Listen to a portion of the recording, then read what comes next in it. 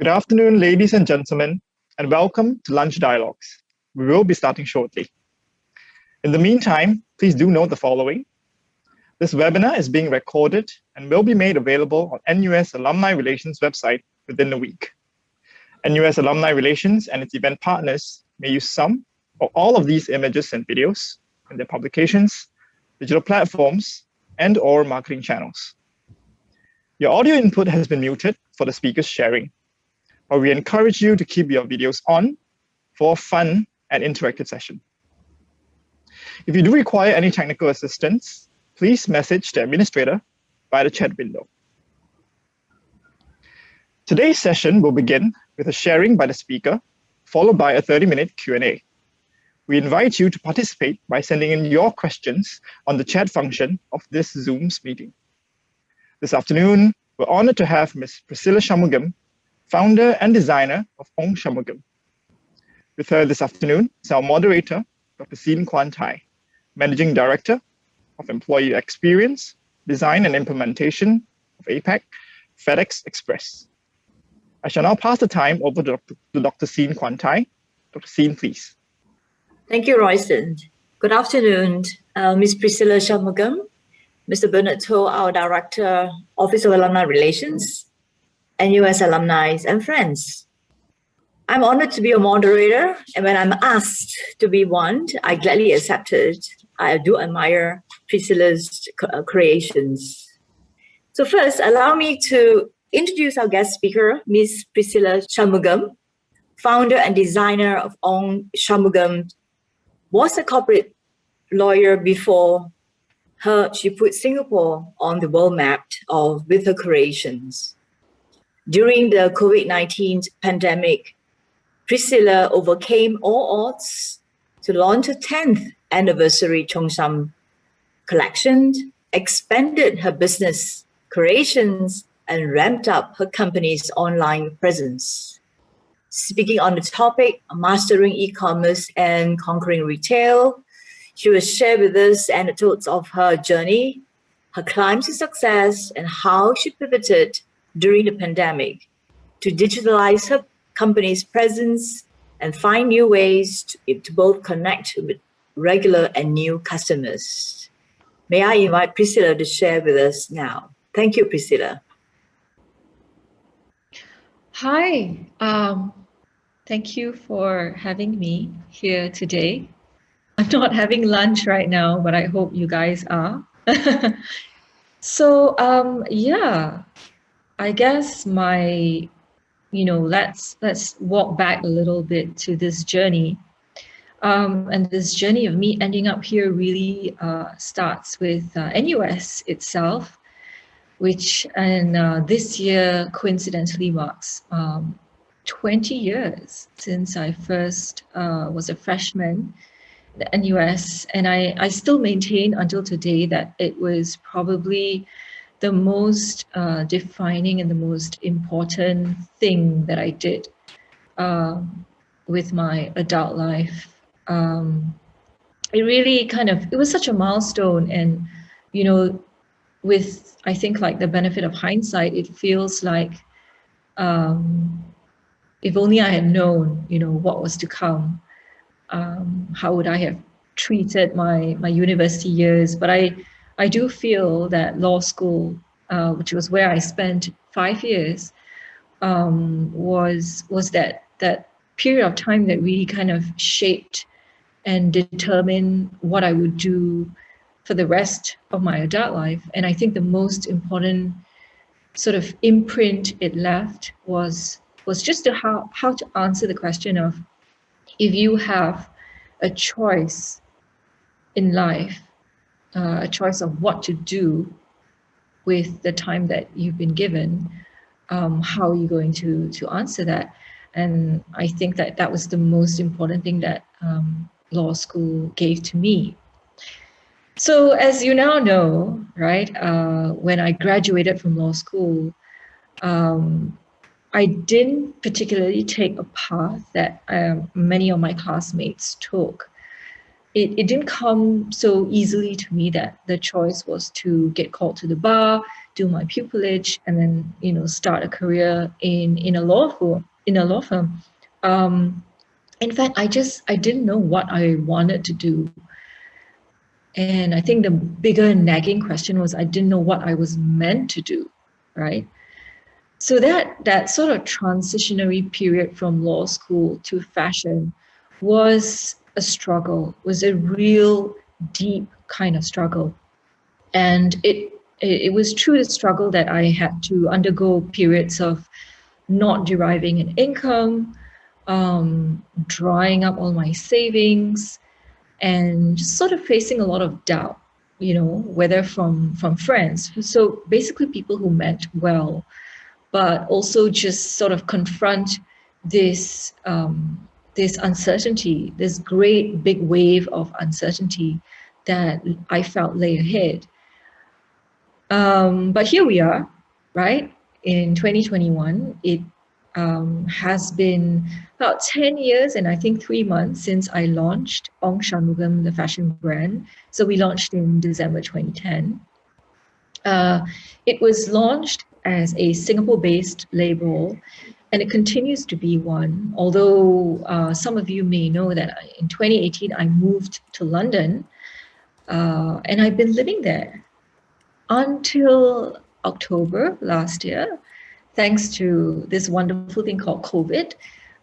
Me and my husband decided to relocate to Singapore, and so I'm right here in my living room. Very nice sunny weather. And yeah, looking back on this 10-year journey as a fashion designer running a fashion label, it's quite common that I get asked a lot of the times, how did you do this? How do you continue to do this? And there, I mean, it's impossible to talk about this in like 20 minutes or even an hour, right? It probably will take a book.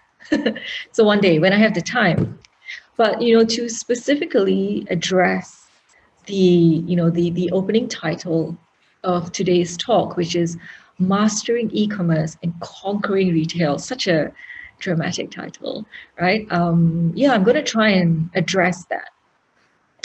So let's just say, as with everything today, with how life has changed in this past 1 year, it would be a stretch to say the cleanest, neatest way of having this conversation is to look at life pre-COVID and post-COVID. So let me paint a very broad picture about what retail and e-commerce was like pre-COVID. I think we all know that retail in Singapore is a loaded topic, right? There's so much to talk about. There's probably more negatives than positives, and everyone has an opinion, right? Whenever you see a headline of, this store or this label closing down, people just weigh in. People get so emotional, and understandably so. But I want to start out by saying that, to be really fair, and usually when a shop closes down, there's always this blame game. Everybody has something to say, right? Oh, it's the landlords. Oh, it's the government. Oh, it's the owner. Oh, it's the consumers. Oh, it's the internet. It's Amazon. It's the blame game. But the first thing I want to share, at least in my perspective, is that the challenge that the retail industry in Singapore has been facing is actually one that is being experienced the world over, especially in developed countries, right, or first world economies. Every single urban scape is experiencing the same challenges. And what are these challenges really? I think you can sum it up as rising rental costs,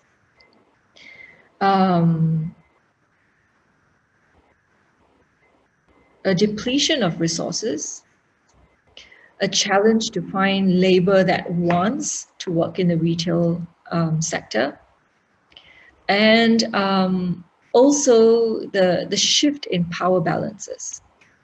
What am I talking about? I think it would be fair to say for the past 50 to 100 years, the way we used to consume, the way we used to buy, traditionally came through a wholesale model. Now, if you're a consumer and if you don't run a business, selling goods to people, you'll be like, wholesale? What are you talking about?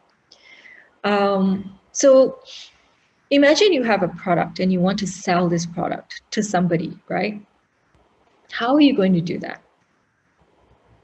Are you going to sell it through someone else, or are you going to sell it directly to that person?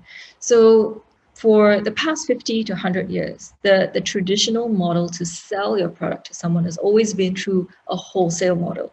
So whether it's through a department store or an agent or a representative, that has always how it's been done. And because it's just been the accepted way of doing things, when people calculate, their margins, their projections, their budgets, their spreadsheets, that has always been the way it's been done.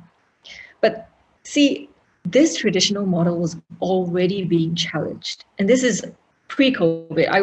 I would proceed probably in the past 5 years. The wholesale model was increasingly becoming irrelevant. And the question is why, right? And this is where e-commerce comes in. I would say the biggest change factor that e-commerce brings is it takes away the need for a middleman.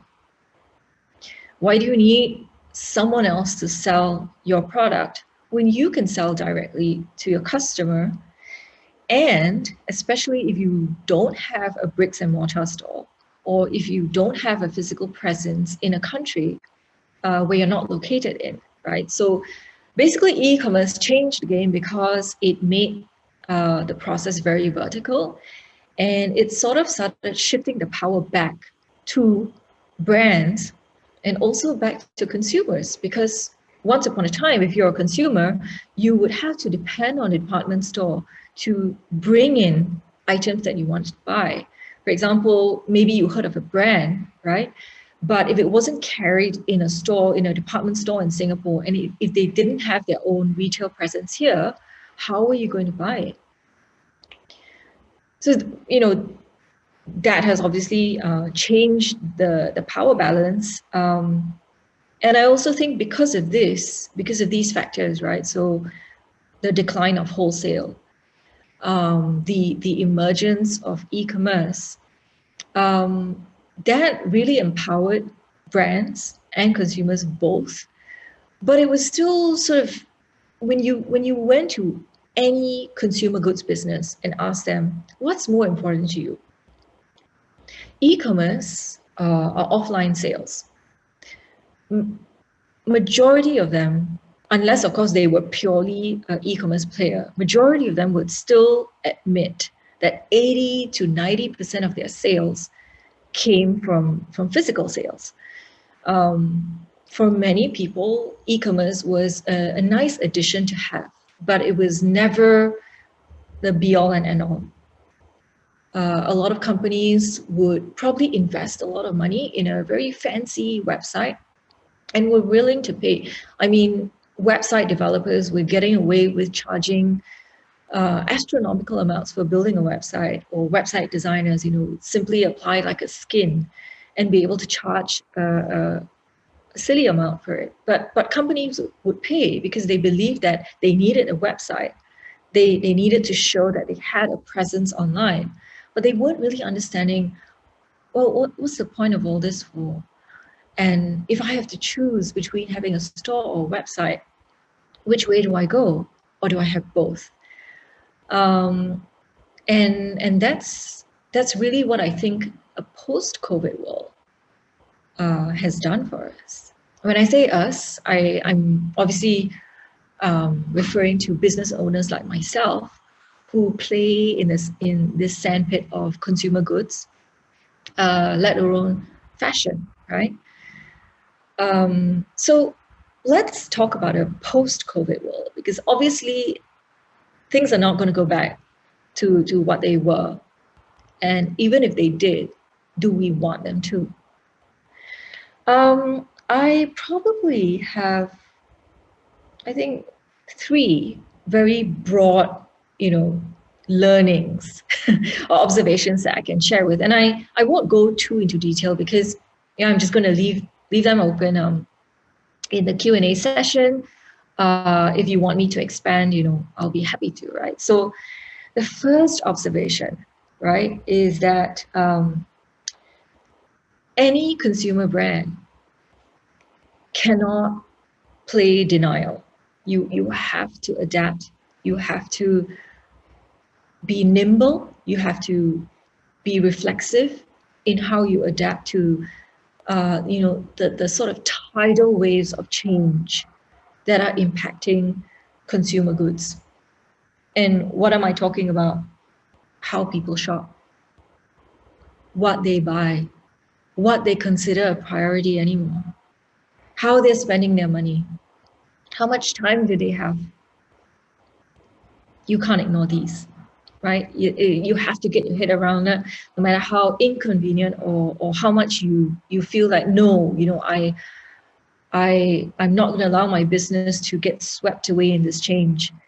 To me, that's denial. The second observation I have is, no, retail is not dead. Don't for one second believe that. Don't think that, well, everyone is shopping online now. Restaurants are doing delivery. I don't even have to go to Orchard Road anymore.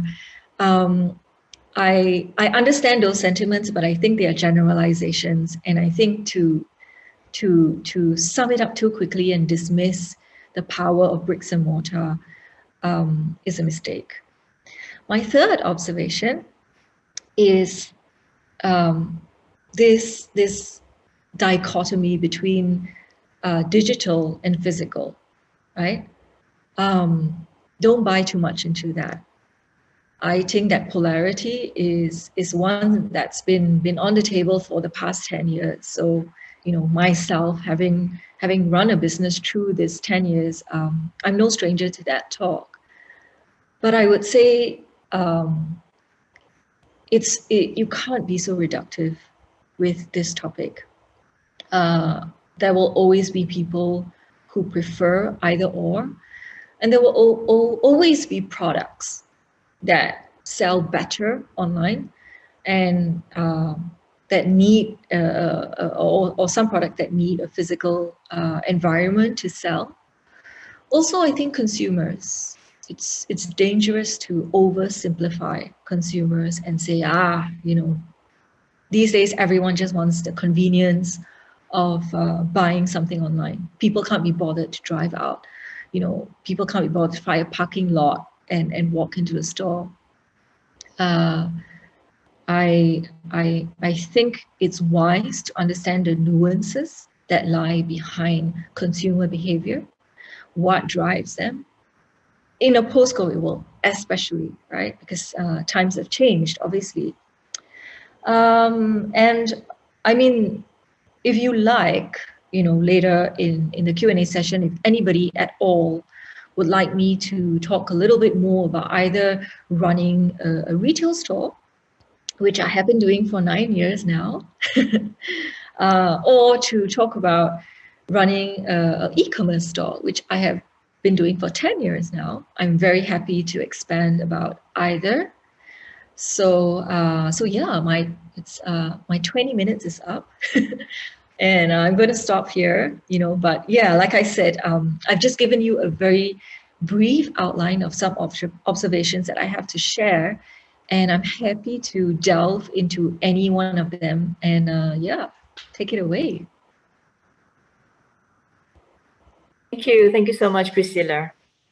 I really like your sharing about your time in NUS, because that reminded myself those days was precious. And we have learned so much. And 20 years, you mentioned the most defining and important thing in your adult life was at NUS Law School. So thank you for sharing with us and started the conversations. I'm going to go straight into the Q&A. Please let your questions come in. You can chat. You can type in on the chat. Why don't we get started with your sharing of you have expanded your business creation. You didn't really mention. You mentioned about fashion, but from the articles about yourself and you've been reading, what were your plan pre-COVID, and how does your plan affected by COVID pandemic? So in, I think, late 2018, no, actually late 2017, when I knew that I was going to move to London, I started, obviously, I had to think about how am I going to make this work, because my business, my brand, the headquarters was in Singapore, and I was literally going to separate the head from the body. So I wasn't sure if I was ready. And when I say ready, I really mean operationally ready, right? I wasn't sure if I was operationally ready for that. I knew I was mentally ready. And so I sort of had to start out mapping out a plan. I think, to be honest, being a relatively small and agile company allowed us that freedom to make quick decisions. It was really me, right? I mean, but obviously, it took a lot of thought. It took a lot of planning, but we were basically devising a strategy to expand into the UK market, and the goal was to set up a store in London. So it took us about 2 years, I think, from the time point of ideation. It took about 2 years of planning, talking to various stakeholders, talking to various local agencies in Singapore, whether it was the Economic Development Board, EDB, or Enterprise Singapore, or the British High Commission, or the Ministry of Trade and Industry in the UK. So London and partners, there were just multiple conversations and meetings that I was sort of, just having over the period of 2 years. And then it came to sort of saving money. So I knew, obviously I needed funds, and Shunmugam as a business today is still privately held 100% by a single shareholder, which is myself. So we don't have any institutional investors, and our growth has been mapped. Unlike most startups and unlike most fashion brands, our financial growth has been underpinned by debt financing rather than equity financing. And this was a decision that I made in 2015 when I was actually approached by a private equity investor, an institutional investor that regularly invested in fashion brands and showed an interest. And obviously, I got a bit flattered by their interest. But before saying yes, in my due diligence, I decided to engage Deloitte, Southeast Asia, to advise me on if at all I should accept investment or were there other alternatives. And the end of that sort of exercise, it took us about 6 months. I spent with Deloitte, and they really overturned my books, and I had to prepare 25 spreadsheets and answer all these questions.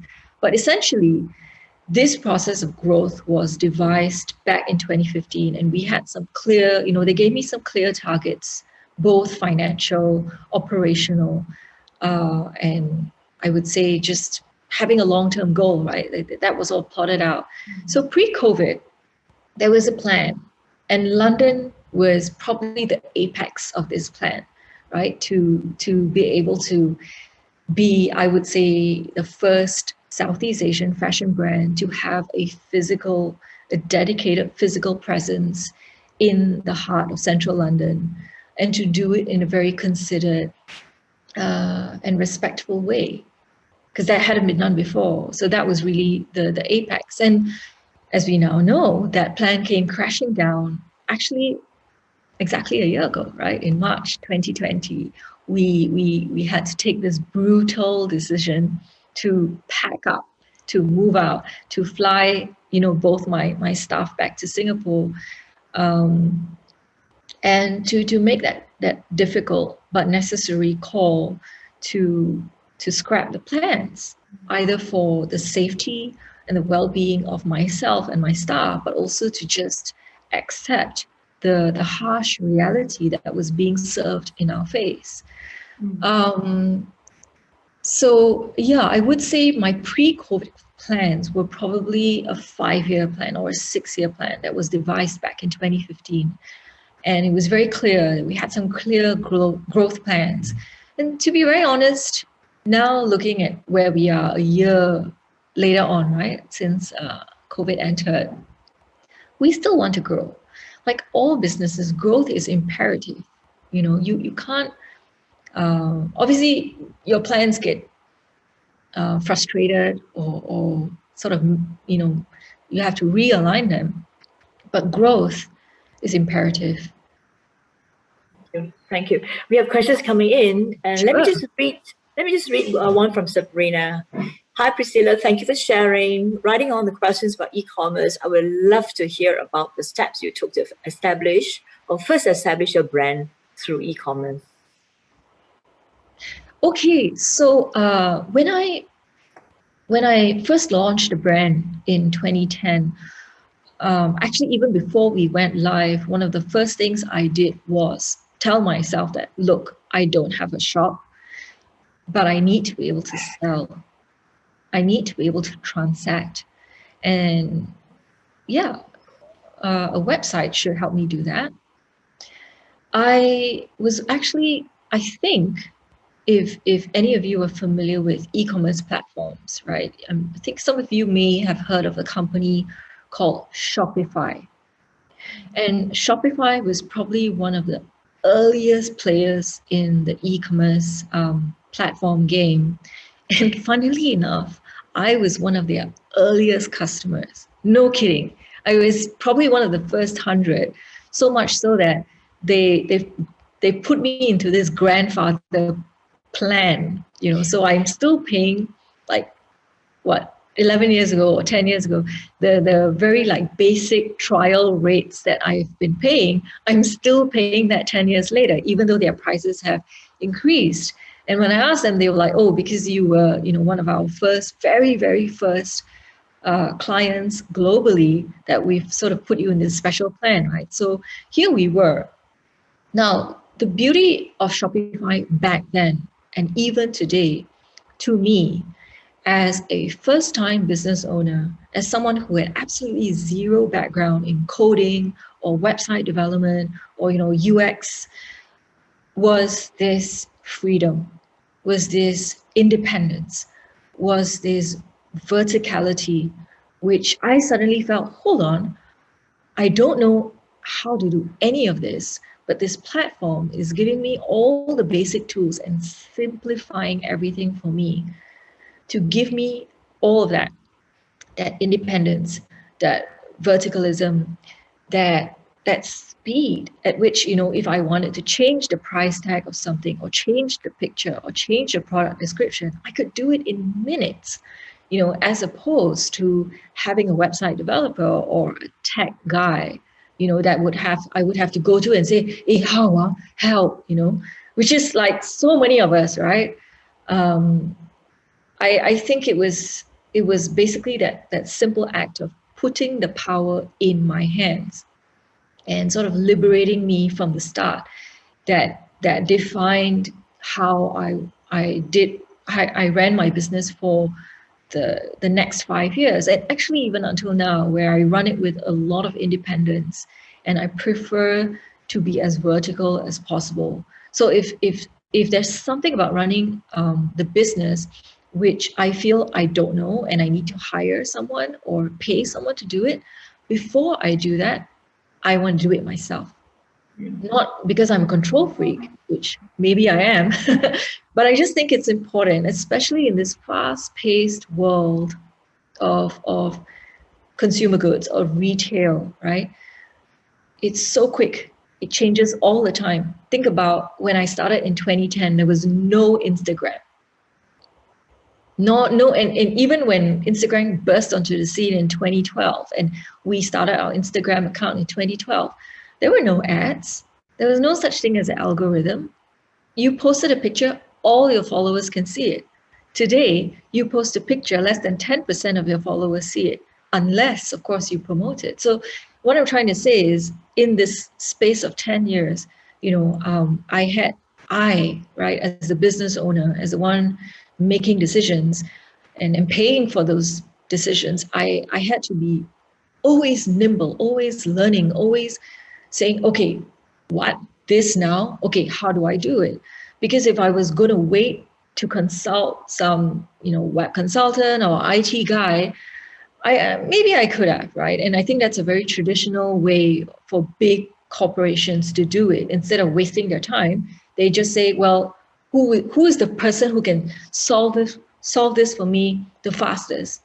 I pay him a fee and he does it for me. I think there's value, especially when you're starting out your own business. I think there's real value in trying to understand a problem, trying to get a 360 or 180 degree perspective on a problem before hiring someone to do it. And I think the beauty of e-commerce platforms like Shopify is they really allow you to do that when it comes to e-commerce. Yeah, thank you for sharing. I think Bernard also put it succinctly that you mentioned that you started e-commerce store is 10 years old, whereas your retail is 9 years. Yes. Right. So you started e-commerce space first. Yes. For the retail. So is there a reason for that? It was simply because I didn't have a retail store when I started. Okay. All right. Actually, we have Andrea calling all the way from Tanzania, joining today's session. So very happy to have you joining us, Andrea. I'm moving on to the next question. Royston was saying that would you say that platforms such as Lazada, Shopee basically consolidated the e-commerce space and would recreate the wholesale model for retail now that we have e-commerce instead of e-commerce space? I think that was a question that everyone wanted to ask about Amazon like 20 years ago. How was Amazon going to shake up not just the e-commerce landscape, but also the wholesale landscape, right? Because obviously, if you could conduct wholesale business online, why not? But again, it comes back to what I was talking about earlier, which is the overall decline of wholesale. And I think that is a pattern that has affected all industries, all markets, whether developing or developed. And there is good reason for it, really. To sum it up, if you're going to rely on a middle person to sell your product, you're always going to lose a share of your margin, right? So for any business person, you need to ask yourself, why do I need to lose that margin? Why should I give up that margin? Is it to reach a bigger consumer market share? Is it to reach a market that I have no expertise or I can't be bothered to reach? Is it because a particular multi-brand platform has such a strong following of consumers that I want to plug into that? The reality of what we're seeing now is that most brands are smart. They play both. So they have their own e-commerce facility or their own, Instagram page, and maybe they also sell on Amazon. But what they'll do to undercut Amazon or Shopee or Lazada is they'll offer discounts which you can only get through their own monobrand channels. So yeah, I mean, it's a game, and I think obviously these multi-brand players are smart. They figured it out and they're trying their own, right? So Either they'll give you a cashback, or they'll give you, credits, or they'll have a point, like a reward system for you to incentivize you to keep coming back and buying from them again and again. So it really is a situation where I don't think that it would revolutionize or reverse the decline of wholesale. But I do think that when we're already seeing that happen now, is brands like a mono brand and a multi-brand platform like Lazada or Amazon or Shopee are basically engaging in price wars or strategic wars, right? And I think some of them are maybe in the danger of facing cannibalism, which is again something that any brand that chooses to play that multi-brand route needs to be very aware of, right? It's a risk.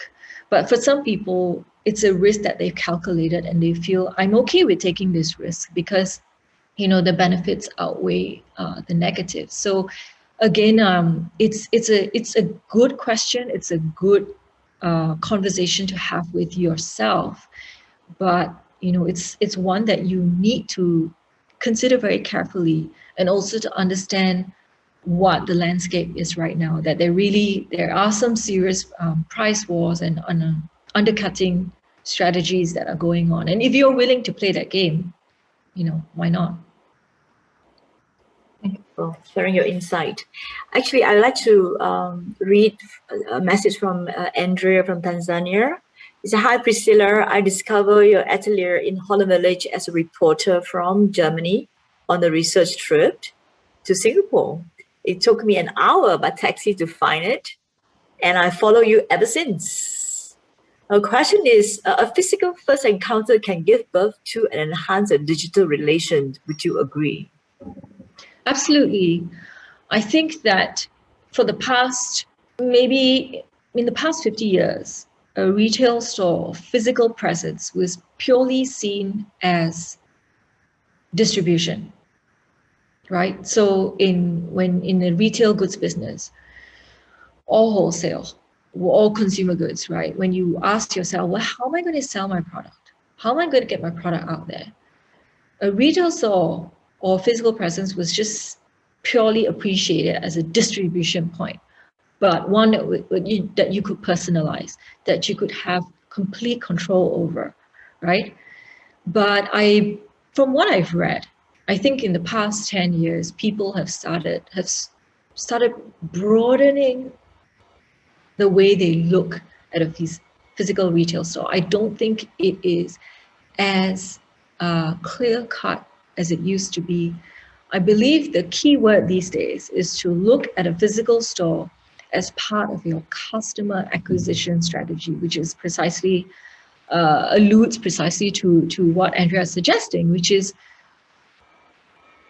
if you're walking down the street or in a mall and you come across a store, or maybe you're on an escalator and you just see from your escalator journey, you see a storefront that you really like, and you're on your way to watch a movie, or maybe not in these days, maybe you have a lunch appointment or a dinner appointment and you're running late. So there's no chance you're going to walk into that store, but you've seen it.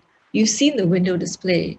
Maybe you've seen a couple of things through the glass frontage and your interest is piqued.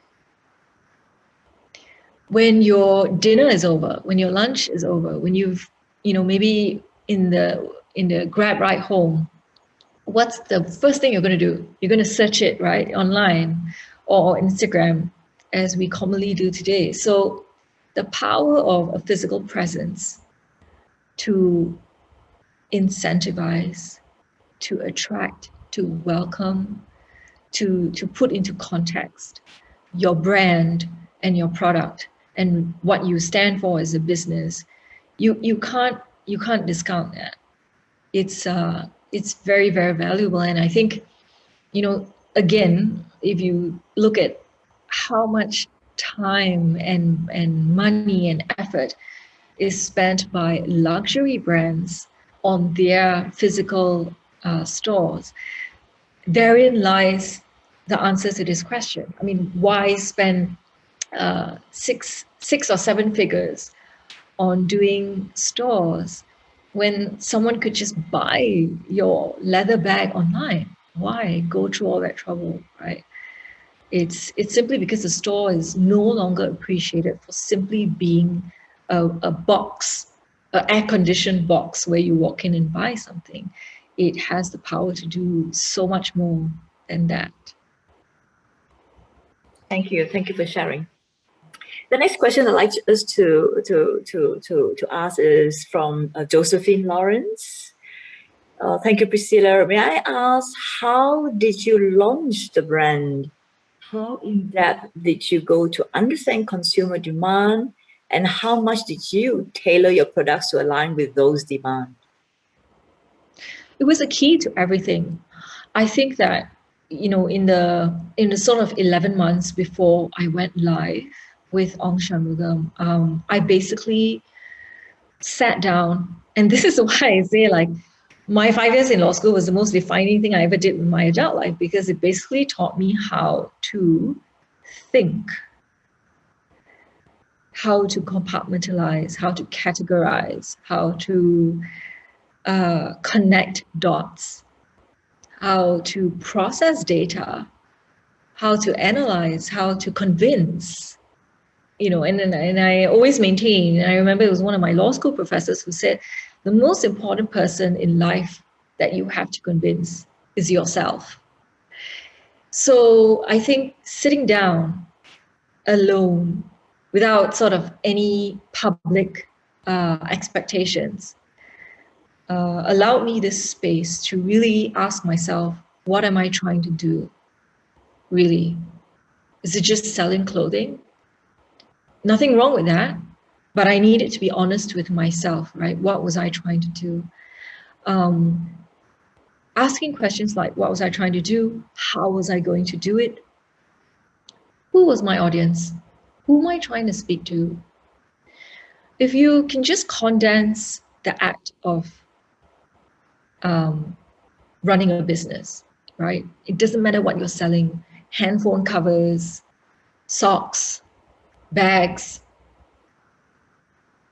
If you can condense it down to this understanding that as long as I'm trying to sell something, what I really have to master are my goods coming in and my goods going out. It's a cycle. And this cycle, it needs to be healthy. It needs to keep churning out. For example, if you invested, you put some money to building up a nice, healthy inventory of goods, right? And you have your warehouse, or you have your little storeroom full of all your products. You're ready to go, ready to launch. But your price is wrong. Your marketing strategy is weak. You're selling to the wrong audience.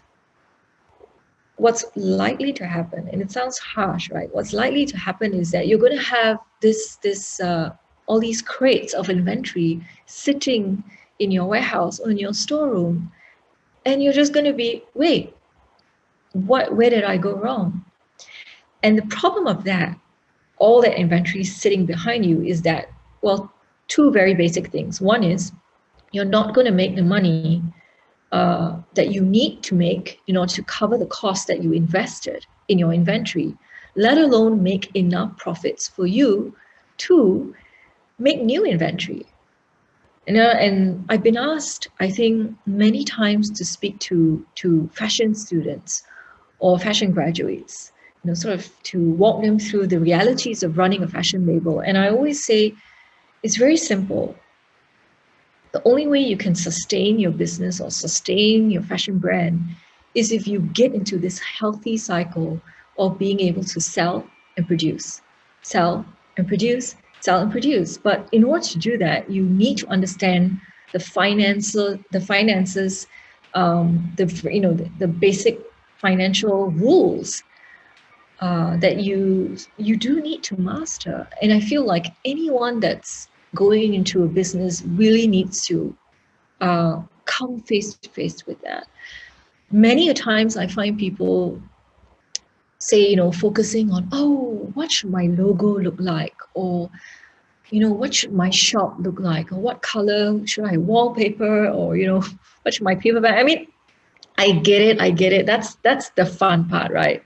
And I completely get it. And I don't want to, sort of pour cold water on anyone's entrepreneurial dreams. But I do want to say, for every success story that you do read in the media, there are thousands of failures that you don't read about. And I say save yourself, not just from failure, not because failure is inherently a bad thing, but if you're going to put in all that time, money, and effort, why not do it well? Why not have something to show? Why not have something to count at the end of it? And to do that, there are no shortcuts. Always remember, easy come, easy go. If something is too easy that everyone is doing it and you're like, hey, I also should do it, always remember, low barriers of entry mean that anyone can enter the market or enter that industry, and you'll be surrounded by so much noise. You'll find yourself frustrated before you know it. Yeah, good reminder. Very wise. And Gabriel Tong has this burning question to ask. May I know if you have any tips, strategies on reaching new market and increasing appeal and sales for online-only stalls in today's e-commerce situation? Okay, so there are two parts to this question, right? So the first one, tips in entering new markets. Yeah, I mean, Gabriel, I'm presuming that you're Singaporean and you're based in Singapore. So if you are, right, anyone running a business in Singapore, the first thing you have to confront yourself with, right, after maybe achieving some relative success domestically, is that, great, what now?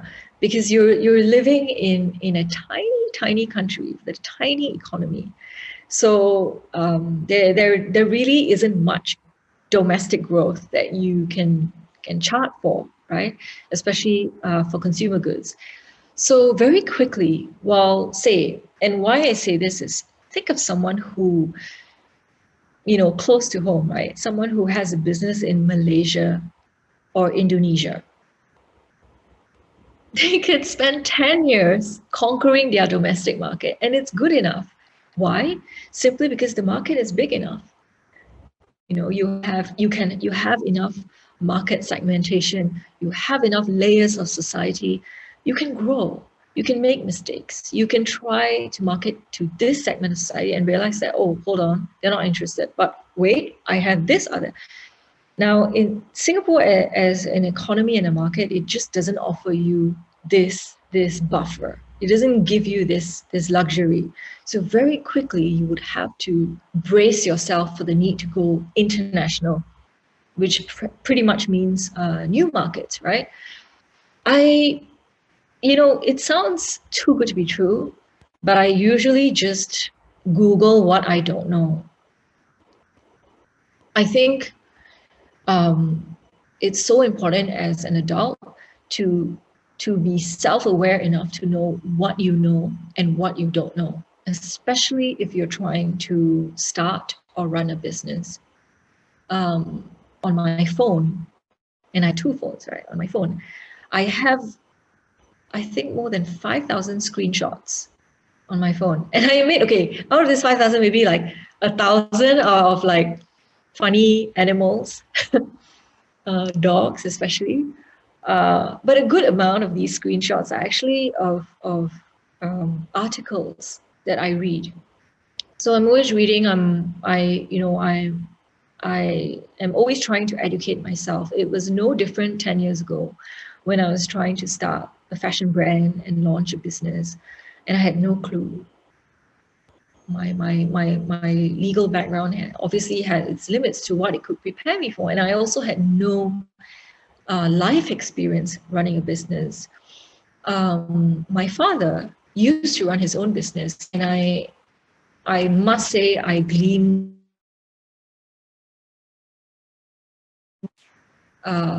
just from sort of observing him on a day-to-day basis, but also from understanding the peaks and valleys through his entrepreneurial journey. And that, I suppose as a child, when you're observing your parents, you're observing, but you don't understand that you're observing. And it's only when you're an adult and you look back and you start realizing that, oh my God, I have all of this like filed in the back of my head in this like department, childhood department, right? And it comes out and it just informs your decisions. And I think if you want to enter a new market, I mean, just the newness of it, you have to know what you don't know. You have to know what you don't know. And once you know that, go out and dig. I mean, really, that's what the internet is here for. It's your gateway to gaining an unfettered amount of information that you could possibly want. And if you feel you don't know, there are also ways to find out how to search the internet. So, don't just like rely on the top 20 hits that you get, right? You have to know how to sieve through and identify quality, reliable information. I would also subscribe, for example, to newsletters from consulting companies like McKinsey or Boston or Bain and Co. They are quite, I would say, generous with sharing information and tick the relevant boxes and sign up. I mean, it can leave you with a large junk mailbox, but you never know. I'm always keeping my eyes and ears open to information, quality, credible information. The second part of your question, I think, can you repeat that again, if that's okay? So that's and also increasing appeal and sales for online stores only. Okay, online stores only. Yeah, so pure play internet businesses, right? Obviously do face some challenges. I mean, they are spared of like rents and having to have sort of the usual challenges that you face when you run a store. But yes, to understand the flip side to that is crucial. But look, Instagram is pretty much the name of the game today. Whether you're a luxury brand or you're, a low-priced product, you have to get your head around how Instagram has changed the way we shop, the way we consume, the way we receive information, the way we look for information. Like I was just telling my husband the other day that don't forget that if you have a public Instagram account, and the first thing anyone's going to do when they hear your name for the first time, say, for example, even applying for a job, the first thing someone's going to do is look you up on Instagram, not LinkedIn. Trust me on this. They look you up on Instagram. And if you have a public Instagram account, and you reveal so much, not just about yourself, but your social circle, your choices, even the accounts that you follow reveal a lot more that you may want to about your interests, about your political leanings, about what you believe in, what interests you, right? So Instagram is an indispensable tool for anyone, online or offline. Another key factor is to understand how social media has become a huge business, because in there lies your answer to advertise, to grow, to reach, to specify exactly who you want to talk to. And that was, I guess, one of the main reasons Facebook and Instagram allowed businesses to create corporate accounts. And once you have a corporate account, you have access to this whole plethora of options, right? Whether you want to promote a post or find new audiences, and you have insights where they tell you your followers, right? Are they largely male, female, what age group? which city or countries they come from. So what I'm really trying to say is, if you're playing the online game, it's a data game. You need to be in control of your data. You need to follow your data. Whether it's through e-commerce platforms like Shopify that do already actually feed you with quite a bit of analysis and reports and insights, right? But it's all there. But you have to go in. You have to go in and access it and analyze it. Otherwise, it's just a sitting duck, And with social media, is to understand the two should go hand in hand. They should align.